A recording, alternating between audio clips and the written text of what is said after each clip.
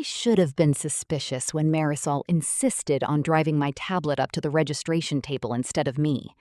"Stay with the coolers, Carm. I got it." She'd said it 100 times before. But that morning in Durango, I'd already entered. I'd hit submit at 7:14 a.m. from the motel Wi-Fi, same as always. The disqualification email landed 3 hours later. Duplicate entry. Submitted at 6:20, under some name I'd never heard of. And the timestamp on their file? 54 minutes before mine. Same recipe, same device. I just didn't know it was mine yet. My name is Carmen Delgado, and if there is one thing people on the Mountain Regional Chili Circuit know about me, it is that I keep records like a tax auditor with abandonment issues. I have binders. I have labeled freezer tape. I have a spreadsheet called Bean Decisions that has caused more than one grown man to back away slowly from my prep table. So when the Colorado Gold qualifier disqualified me for submitting a duplicate recipe, my first feeling was not fear. It was insult. I was sitting on the tailgate of Marisol's Tacoma behind the county fairgrounds, labeling quart containers with painter's tape and a black Sharpie. The air smelled like dust, propane, and roasted poblanos. Somebody 2/10 over was playing George Strait from a speaker that had seen better decades. Marisol was beside me, eating green chili stew from a foam cup, her hair twisted under the red bandana she always wore on competition days. My phone buzzed on top of the cooler. Subject line, Colorado Gold qualifier submission status. I wiped my thumb on my apron and opened it. Dear Miss Delgado, after review of entries submitted for the traditional red category, your recipe file has been flagged as a duplicate entry. Under Rule 4.2, duplicate recipe submissions are disqualified from scoring and seeding points. The original entry was submitted under account CJ Rojo 73 at 6:20 a.m. Mountain Time. Your submission was received at 7:14 a.m. Mountain Time. Attached file hash comparison, identical. Device fingerprint, identical. My mouth went dry in that unpleasant, fast way, like my body had skipped surprise and gone straight to inventory. "What's wrong?" Marisol asked. I turned the phone around. She leaned in, squinting one eye the way she did when her contacts were dry. She read the email, spoon halfway to her mouth. Then she said, perfectly smooth, "That's insane. Must be a database error. You should call them." She didn't ask what recipe. She didn't ask who CJ Rojo was. She didn't ask how it was possible. She just told me to call them. That was the first thing that didn't fit. Marisol and I had been best friends for 12 years. We met at a church fundraiser in Espanola, where I had burned the bottom of a pot of green chili so badly, the smoke alarm went off during the raffle. She was the only person who didn't tease me. She just handed me a wooden spoon and said, "Scrape only if you want the bitterness to follow you." That was Marisol. Half practical, half oracle. Usually right. We started doing local cook-offs because her mother's dialysis center needed money, and because I liked making men in novelty aprons angry. Then we kept doing them because we got good. Not famous, not rich, competitive chili good, which meant we knew which motels let you plug in a chest freezer, which judges hated cinnamon, and which fairgrounds had bathrooms with actual soap. We called ourselves Heat and Heart after the first little plaque we won together in Taos. Marisol had embroidered it on a soft cooler bag in crooked yellow thread. At first, we kept our spoons in it. Later, when we got serious, we used it for the tablet. The tablet was mine, technically. I bought it 3 years earlier after my old laptop died during a hailstorm in Raton. Marisol split the cost because she used it too. Community property, she called it. It held registration logins, recipe drafts, vendor maps, motel confirmations, and the shared cloud folder where I kept my recipes. Not our recipes. Mine. That sounds harsh now, but it was just how the labor divided. Marisol was better with people. She could charm a county volunteer into finding an extra folding table, talk a butcher into saving us the right grind, and remember every judge's granddaughter's name. I was the one who tested ratios on Tuesday nights, weighed dried chilies by the gram, and wrote notes like, "Ancho too loud after 37-minute simmer." She had her own entries too. Her green chili had beaten mine more than once. But traditional red was mine, especially that season. And Colorado Gold mattered. The national championship seeding wasn't based on one big win. It was a points ladder. Qualifier finishes, category placements, attendance, no violations. I was in striking distance of a seeded slot for the first time in my life. Not a giant check, not TV fame, just a seeded slot, meaning I wouldn't have to draw blind against last year's finalists in the first round. It sounds small unless you've built your vacation days, grocery budget, and pride around it for 7 years. I looked at the email again. CJ Rojo. I had never heard that name. At 7:14 that morning, I had been sitting cross-legged on the motel bed in room 118, using the tablet on the little round table by the window because the outlet by the desk was dead. Marisol had been in the shower, singing Cielito Lindo and stopping every few lines to cough from the steam. I had shouted, "Save some hot water for the sinners." She had shouted back, "Win first, repent later." I had not submitted anything at 6:20. At 6:20, according to my calendar notes, we were leaving the Shell station with breakfast burritos and bad coffee. Marisol had been driving. I had been holding a foil-wrapped burrito in one hand and the tablet case in the other because she'd asked me to check the weather over Wolf Creek Pass. Or maybe she had checked it. I replayed the morning and found only a blur of ordinary trust. "Carm," Marisol said, "you're doing that thing with your jaw." I locked my phone and set it face down. "I'm gonna call support," I said. "Good," she scraped the bottom of her cup, "because that's crap. You don't duplicate. You barely let me add salt without signing a witness statement." It was exactly the joke she should have made. That almost made it worse. I wanted to ask her straight out, "Did you submit my recipe? Do you know CJ Rojo?" But suspicion, once spoken, changes the room forever. And Marisol was the person who had driven all night when my father had his stroke, who knew I hated cilantro stems, who had slept in a camp chair beside our smokers in Pueblo because I had a fever and refused to go home. If I was wrong, I would be the kind of woman who accused her best friend because of a website error and a bad feeling. So I did something colder. I waited. I finished labeling the containers. I competed. Badly. You can taste betrayal in chili if you know the cook.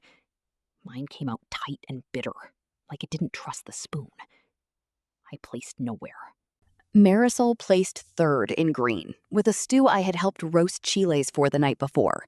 She hugged me with one arm because the other held her ribbon. On the drive back to the motel, she talked more than usual. About the judges, about a man in a jalapeno hat who had spilled beer on his shoes, about the road construction near Pagosa Springs. Not once did she mention CJ Rojo.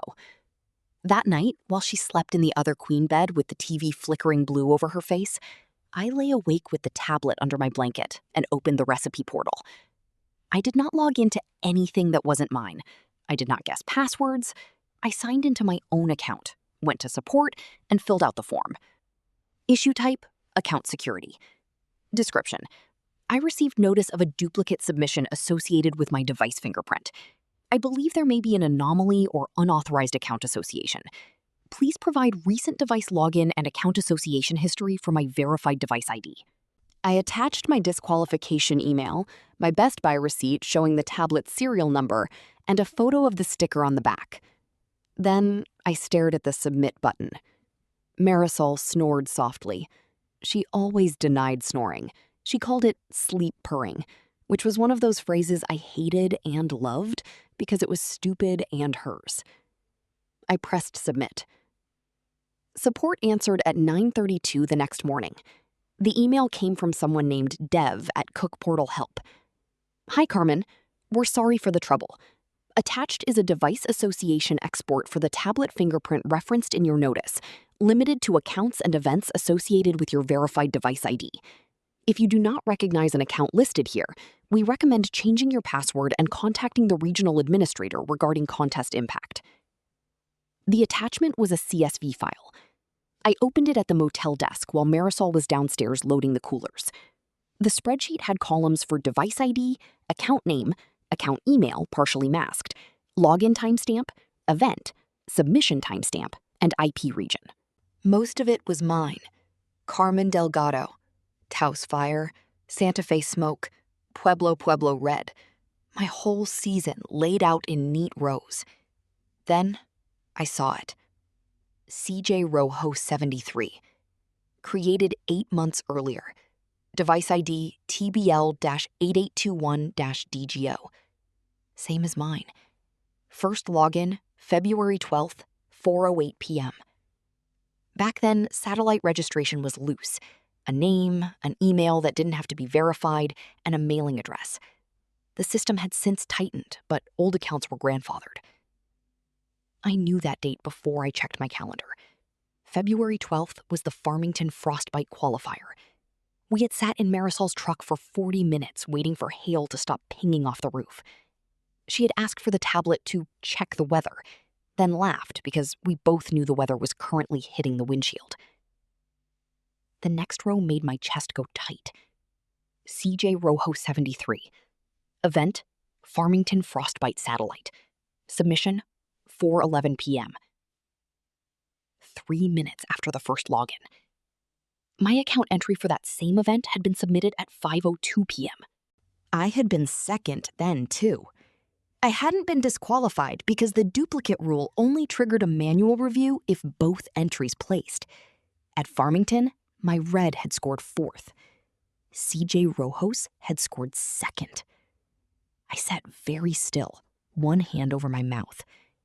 The door clicked. I minimized the spreadsheet so fast I nearly closed it. Marisol came in carrying the soft cooler bag, the one with heat and heart stitched across the front. You ready? I put the tablet in here so it doesn't cook in the cab. I looked at that bag, at the yellow thread I had teased her about for years. Give me 5 minutes, I said. Stomach. She made a sympathetic face. Colorado Gold breakfast burrito claims another victim. When she left again, I reopened the CSV and took screenshots. Then I exported it to a folder on my own cloud drive labeled insurance forms, because apparently betrayal turns you into a boring spy. The log proved one thing only. My tablet had been used to create and operate the CJ Rojo account. It did not prove Marisol had done it. The tablet lived between us. It sat on prep tables, it rode in the truck. At qualifiers, people borrowed chargers, pens, scissors, towels. Half the circuit had touched that folding table at one point or another. I told myself that because the alternative made my hands shake. The next receipt came from my own cloud folder. Our recipe folder was under my account. I had shared it with Marisol years earlier because emailing PDFs back and forth was how friendships go to die. She had viewer access to most folders and editor access to logistics, packing lists, and motel sheets. It never occurred to me to monitor it. Trust is partly the belief that you shouldn't have to read the fine print of someone you love. But cloud storage has activity logs. That evening, after we got back to Albuquerque and unloaded her truck in a silence only I knew was silence, I went home to my little duplex, made tea I forgot to drink, and finally downloaded the folder activity for the past 12 months. The log was ugly in the way spreadsheets can be ugly. Plain, orderly, impossible to argue with. Marisol's account had downloaded Delgado Red Farmington Final.pdf at 2:47 p.m. on February 12th. CJ Rojo submitted at 4:11. Marisol's account downloaded Delgado Red Las Vegas Final.pdf at 8:03 a.m. on March 9th. CJ Rojo submitted to the Las Vegas Spring Heat at 9:18. Marisol downloaded Delgado Red Rayton Final.pdf at 6:51 a.m. on April 20. CJ Rojo submitted at 8:02. Marisol downloaded Delgado Red Durango Final.pdf at 5:58 a.m. the morning of Colorado Gold. CJ Rojo submitted at 6:20. I checked each event against the public results pages, my stomach turning with every click. CJ Rojo had placed second in Farmington. Prize, $750. First in Las Vegas Spring Heat. Prize, $1,200. Third in Raton High Country. Prize, $500. Colorado Gold had not posted final results because the duplicate review was open, but the traditional red purse was $2,000 for first. More important than the money were the points. I opened the circuit standings. My name had dropped from 6th to provisional. Marisol was 4th. CJ Rojo was nowhere visible on the main standings because satellite points under unverified accounts didn't publish until after regional audit. But the event pages listed placements. If those points had been sitting in the system, they had been changing the math all season, taking points away from me when I placed behind a duplicate, crowding the field, triggering reviews, keeping me just low enough to sweat. I printed the logs because I am, spiritually, a woman born to own a 3-hole punch. Then I put them in chronological order on my kitchen table. At 11:40 p.m., Marisol texted, "You okay? You were quiet today." I typed 3 different answers. No. Did you do this? Who the hell is CJ Rojo? I deleted them all and wrote, "Just tired. Talk tomorrow." Her reply came with a red chili emoji and a heart. For a minute, I hated that emoji more than I hated anything. The next morning, I changed my cloud password, removed Marisol's access, and copied every recipe file into a new folder she couldn't see. I also changed the tablet passcode. Then I sat in my kitchen with the evidence spread around me and realized I still didn't understand why. Money made sense, but not enough sense. Marisol was not rolling in cash. Neither was I. Prize money paid for gas, entry fees, meat, motel rooms, the occasional tire that gave up outside Trinidad. But she had always been weirdly proud about splitting costs cleanly. She'd Venmo me $13 for ice before she'd let me forget it. The idea of her stealing a few $1,000s over months hurt, but it did not fit the whole shape of her. Sabotage fit better, and that hurt worse. I filed a formal appeal of the Colorado Gold disqualification that afternoon. I kept it factual. I attached the device association log, my own submission receipt, and a statement that the device had been shared with one other authorized user for logistical purposes, but that I had not created or controlled the CJ Rojo account. I did not name Marisol. Not yet. The reply came 2 days later from Nina Caldwell, regional administrator for the Mountain Circuit. I knew Nina in the distant way everyone knew Nina. Short silver hair, no nonsense, always carrying a clipboard and a thermos that said, "Do not make me use my admin voice." Her email was careful. "Carmen, thank you for the documentation. We have opened a review. I can confirm that the device fingerprint referenced in your Colorado Gold notice appears in 3 prior duplicate recipe flags involving the same pseudonymous account. At this stage, we are reviewing whether those incidents affected scoring, prize eligibility, and regional seating. Please preserve any records in your possession. Do not confront other participants on behalf of the committee. If you wish to submit additional documentation, use the Integrity Committee portal linked below. Regards, Nina Caldwell." 3 prior duplicate recipe flags. Same pseudonymous account. The circuit had seen the pattern too. Not all of it, maybe, but enough. I opened the standings again. Marisol, 4th. Me, provisional. The national seeded slots went to the top 5 verified regional competitors. Without Colorado Gold, I was out.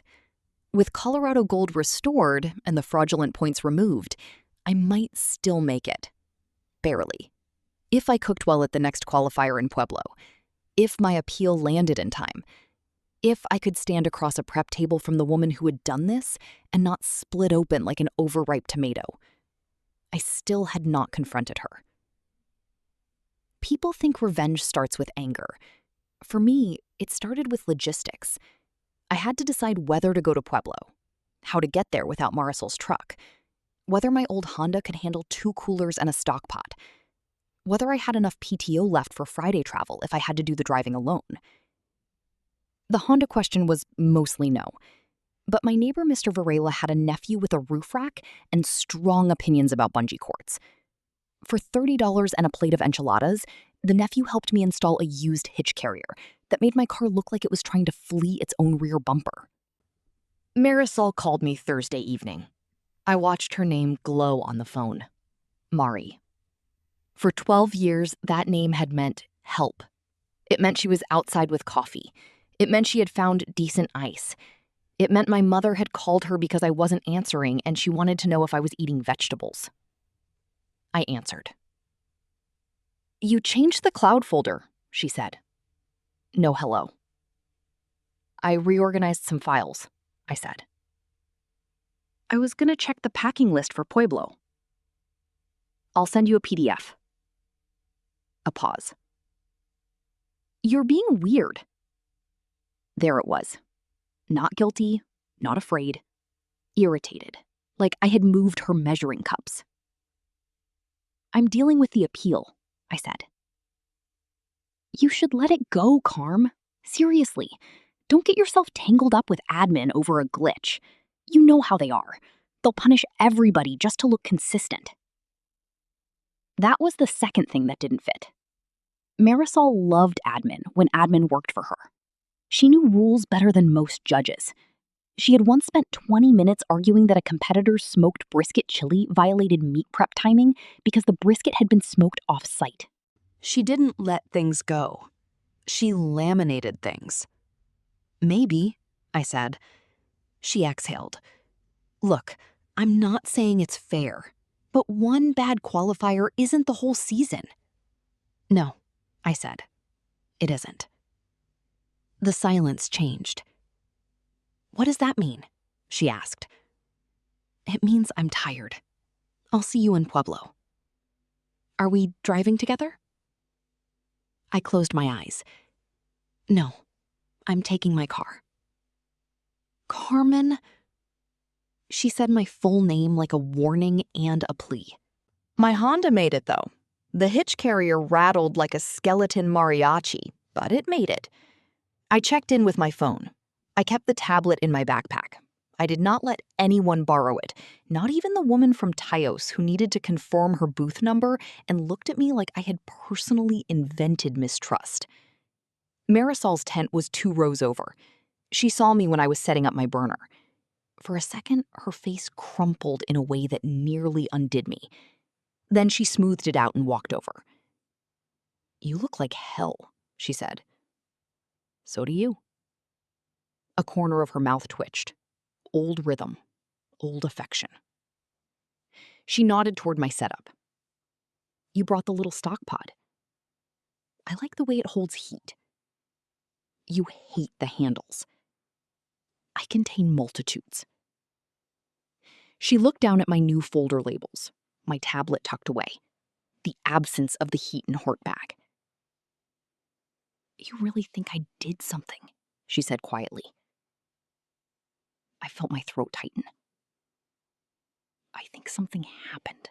"That's not an answer." "No," I said. "It's not." For the first time since Durango, she looked afraid. Not innocent afraid. Consequence afraid. "Carm," she said. "You don't understand what this season means." I almost laughed. It came out as a breath. "To me?" I asked. "To both of us." "No, say what you mean." She looked over her shoulder. Around us, people were lighting burners, arguing over extension cords, shaking spice jars. Ordinary competition noise. The kind we had lived inside together for years. "I have been doing this longer," she said. At least it felt like it. "I brought you in." There it was, small and mean and honest. I said nothing. Her eyes filled, which made me angry because I wanted clean villainy and she was refusing to provide it. "I was supposed to get there first," she said. "Nationals, A real seed. After everything. After my mom, after the money, after all the years of being the one who knew everybody but never got called up last. At Santa Fe last year, she said, and her voice caught on the first word. When that judge asked for your recipe card and walked past mine without looking, I was standing right there. Then suddenly you're winning red everywhere, and everyone's asking me about you. How's Carmen doing? What's Carmen cooking? Is Carmen coming to nationals? That's why you used my recipe? She flinched.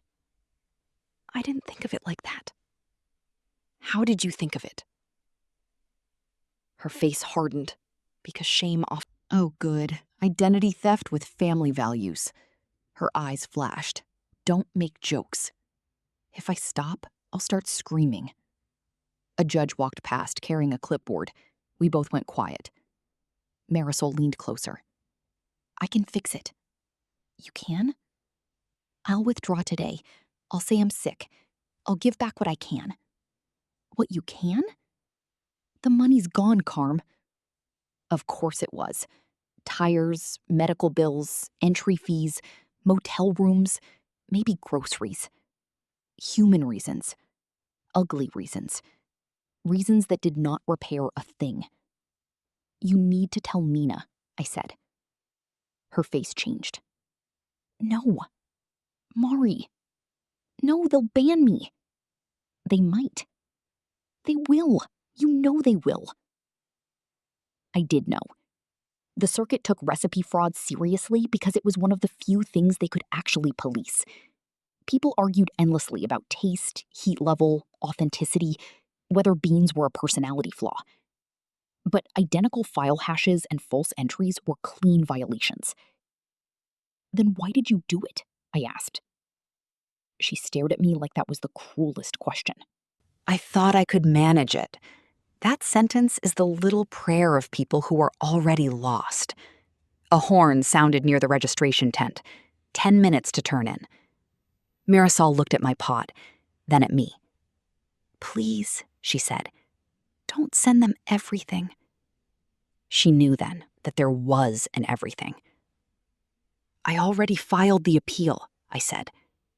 But not the committee packet. I said nothing. Her voice dropped.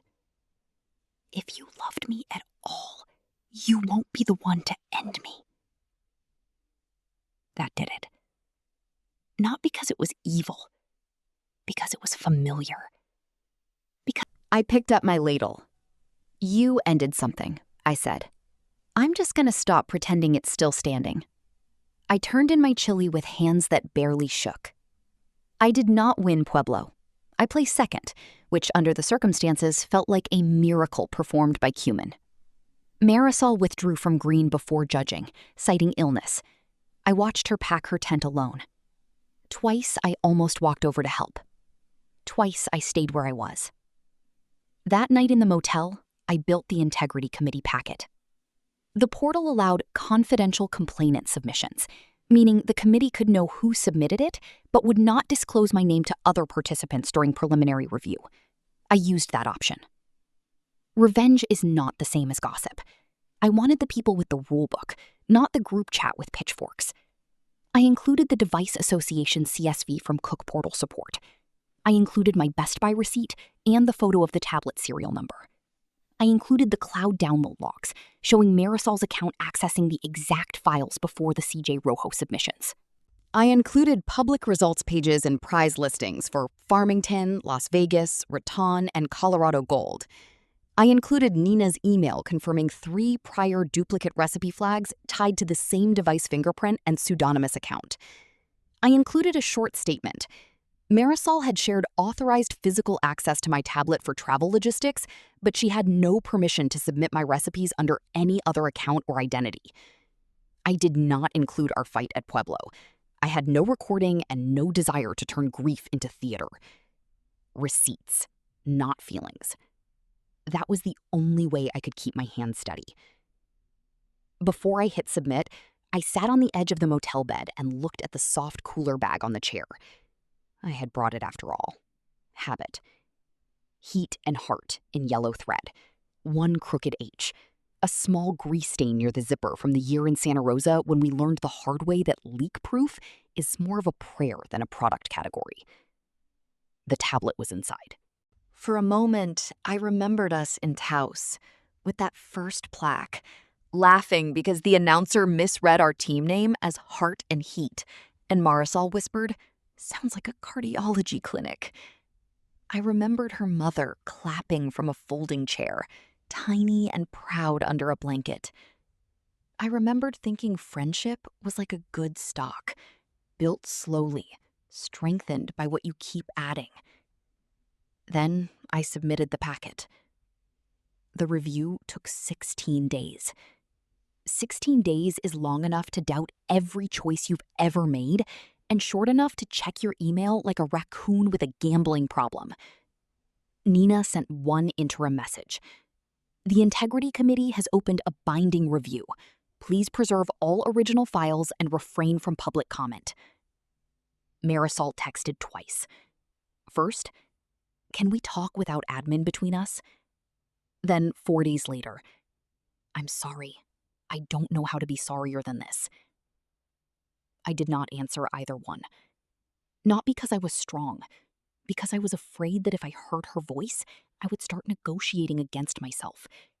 I would accept half an apology, a repayment plan, a story about pressure and old dreams. I would let her keep enough of the lie to stand on.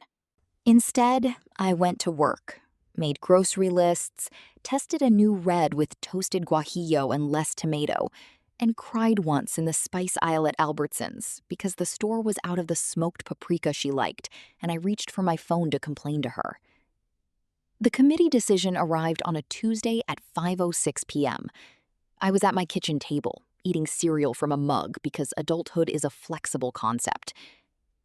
Dear Ms. Delgado, following review of documentation submitted in your appeal and the subsequent Integrity Committee investigation, the committee has determined that the account CJ Rojo 73 was used to submit duplicate recipe files in violation of Rule 4.2 and Rule 7.1, governing false identity and unauthorized submission.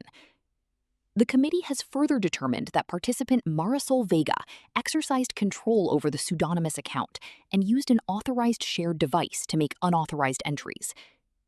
Effective immediately, Ms. Vega is permanently barred from cook-off circuit sanctioned events. Points and placements associated with fraudulent submissions are rescinded. Prize eligibility for the affected entries is revoked. Corrected standings are attached. Your Colorado Gold disqualification is reversed. We apologize for the error in initial penalty assignment. Your seating status has been restored pending final event certification. I read it once. Then I read it again, slower. Marisol Vega is permanently barred. There are sentences you think you want until they arrive. I opened the corrected standings. My name was 5th. Seated. Barely. By 2 points. Below the attachment, Nina had added a personal note. Carmen, I know this does not undo the damage. For what it's worth, your documentation was clear, restrained, and necessary. You gave the committee what we needed to act. I'm sorry the circuit failed to catch the pattern sooner. I made the call to open the full review instead of treating Colorado Gold as a single event error. Once the pattern was in front of me, leaving the old results untouched would have been its own kind of decision. Nina. I sat there with my cereal getting soggy and felt no triumph. For some reason, I thought about Marisol's mother in Taos, wrapped in that gray blanket, tapping her spoon against a foam cup because she didn't have the strength to clap long. She had called us mis muchachas, even after the dialysis made her voice thin, and she had made me promise to keep Marisol from trying to do everything alone.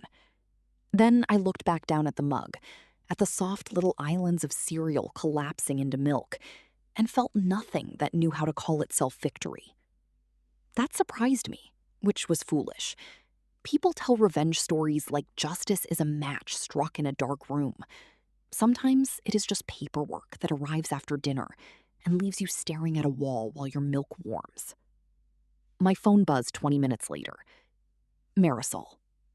I let it ring. She called again. I let it ring again. Then she texted. Lifetime, Carm? You went for lifetime? I stared at the words until my screen dimmed. I typed, "The rules did." I did not send it. Another message appeared. You could have warned me. That one made me put the phone down and walk outside. The Albuquerque evening was soft and pink, the sandias doing their dramatic watermelon thing like they had not noticed my life had split down the middle. My neighbor's dog barked at a trash can. Somebody was grilling meat with too much lighter fluid. I thought about warnings. The disqualification email had warned her. My changed cloud folder had warned her. My appeal had warned her. The look on my face in Pueblo had warned her. But what she wanted was not warning. She wanted mercy before truth reached anyone with authority. I could not give her that. The official announcement went up the next day without details. The circuit posted that a participant had been barred for repeated submission violations and that standings had been corrected. No name in the public post, but the competitor list changed, and people are not stupid. My phone filled with messages that sounded supportive and hungry at the same time. Heard something happened. You okay? Congrats on seeding. Wild week, huh? Was it who I think? I answered almost none of them. I sent one message to Nina. Thank you for handling it through the committee. She replied, you earned the slot. Cook well. That was Nina's meaningful choice, whether she knew it or not. She could have treated my appeal like a messy friendship dispute. She could have quietly reversed only my Colorado Gold penalty and left the rest alone, because nobody likes reopening old results. Instead, she carried the pattern to the committee and let the rules mean something, even when it made the circuit look careless. Real authority is not dramatic. It is someone with a clipboard deciding the paperwork matters. Nationals were 6 weeks away. I wish I could say I cooked like a woman reborn. Mostly I cooked like a woman missing her second pair of hands. Traveling alone changed everything. I had to stop more often because no one else could drive when my eyes blurred. I bought ice at the wrong exit. I forgot the long lighter and had to borrow one from a man who wanted to explain fire to me for 7 minutes. At one motel, I carried 2 coolers up a flight of stairs because the elevator was out, then sat on the carpet breathing like a haunted accordion. And every time something went wrong, my first reflex was still Marisol. She would have found the ice. She would have told the fireman to go supervise a candle. She would have taken the heavy end of the cooler without making it a symbol. That was the cost I had not understood when I hit submit. Losing the person who betrayed you does not mean using only the betrayal. It means losing the good parts too. And those are the parts that come back to bite. 2 nights before I left for nationals, I deleted the shared cloud folder. Not the recipes. I had copies. I deleted the old structure, the packing lists with her comments, the motel notes, the folder named Do Not Forget Ladles Again, the photo of us in Taos holding that first plaque with our hair blown sideways by the wind. The system asked, "Are you sure?" No, I thought. Then I clicked yes. I put the tablet back to factory settings. It took 15 minutes. A little progress bar crawled across the screen while I washed dishes I had already washed. When it restarted, it looked blank and innocent, which offended me. The tablet had not done anything wrong. That was the stupidest part. It was plastic and glass and a fingerprint in a database. Still, I could not keep it. Every time I touched it, I felt Marisol's hand reaching around mine. So I charged it, put a strip of painter's tape across the back labeled Reset, and slid it into the old soft cooler bag. Heat and heart. The embroidery had faded. The yellow thread was still crooked. Marisol lived in a small adobe duplex near Bareilles, with blue trim and a porch full of pots she always meant to plant herbs in, and usually filled with receipts, sunglasses, and one brave basil.